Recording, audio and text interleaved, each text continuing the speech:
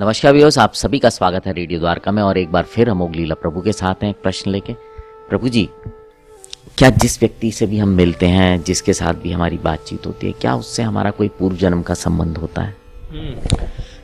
Not always, लेकिन ज़्यादातर होता है। जैसे स्पेशली हमारे जीवन के जो जैसे जीवन साथी बनता है, ये जीवन साथी तुक्के से नहीं आया। ये जीवन साथी कहीं ना कहीं मेरे प्रारब्धों को लेकर के मेरे जीवन में आता है। तो भले हम लोग मैचिंग मूचिंग करते हैं, पर जिसके साथ होना है ना, आपका रिश्ता, आपके प्रारब्ध लिखे हुए जिसके साथ, उसके साथ ही होगा। Although we can use astrology, ऐसा नहीं कह रहा कि आप गुड मैच मत करें, पर गुड मैच इसलिए कराइए ये देखने के लिए कि ना कौन सी चीजें हैं जिससे कि ना सामने वाला व्यक्ति डिस्टर्ब होता है, उससे क्या चीज से वो एजिटेट हो जाता है, गुस्सा आ जाता है उसको, मुझे वो चीजें नहीं करनी। तो इस तरह से एस्ट्रोलॉजी आप इस्तेमाल कर सकते हैं to have a pleasant lifestyle या प्लेजेंट रिलेशनशिप्स, वो उसके लिए आप इस्तेमाल कर सकते हैं उसको। लेकिन अब ये सोचे मैं चुनूंगा, सर चुनना आप लो, लेकिन आपके प्रारब्ध तो आएंगे, उसके माध्यम से आएंगे।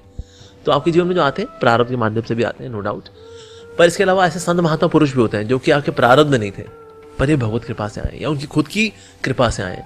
कभी कभी संत महात्मा अपनी कृपा दिखाने के लिए बद्ध जीवात्माओं के बीच में जाते हैं, उन पर कृपा करते हैं, और ये आपके इसमें नहीं लिखा होता कि ये मेरी किस्मत में लिखा था ऐसा कि मेरा उनसे मिलना हो जाएगा, ना ना ना ना ना ना। लेकिन आपके जीवन में कौन आता है, ये तो होता है आपका प्रारब्ध। लेकिन उनके साथ आप क्या रिस्पॉन्ड करते हैं, आप इसीलिए उनके साथ क्या रिश्ता बनाते हैं, उनसे अटैच्ड हैं या उनसे डिटैच्ड हैं, ये चॉइस हमारे पास रहती है।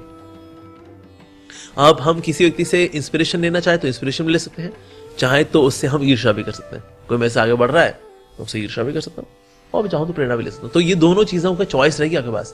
तो आपके जीवन में जो आ रहा है हो सकता है वो आपका प्रारब्ध ही हो, क्वाइट पॉसिबल। लेकिन उसके बाद उस प्रारब्ध का आप करते क्या है, उस पर आप रिएक्ट करते हैं, रिस्पॉन्ड करते हैं, उसको सात्विकता से लेते हैं या रास्तिक या तामसिक को लेते हैं, दैट चॉइस इज देयर। तो इसलिए जो है ये ताना बाना थोड़ा सा, it is not very linear, इसमें कई सारी चीजें इन्वॉल्व रहती हैं। पर लेकिन यह है, संत महात्माओं का संग मिलना ये भगवान का एक विशेष आशीर्वाद होता है। जिसे कहा जाता है जो जिनको लोग चुनते हैं वो संसद में बैठते हैं, जिनको भगवान चुनते हैं वो सत्संग में बैठते हैं। तो इसलिए संसद इतना जरूरी नहीं है जितना सत्संग जरूरी है। धन्यवाद आपका। तो यस, जैसे कि प्रभु जी ने बोला आखिरी में कि जिनको भगवान चुनते हैं वो सत्संग में बैठते हैं, और ये बहुत ही बड़ी बात है। और उम्मीद करता हूँ कि ईश्वर आपको भी चुने और आप सत्संग में बैठें और सत्संग सुने। अब आपसे विदा लेते हैं, जुड़े रहें रेडियो द्वारका से।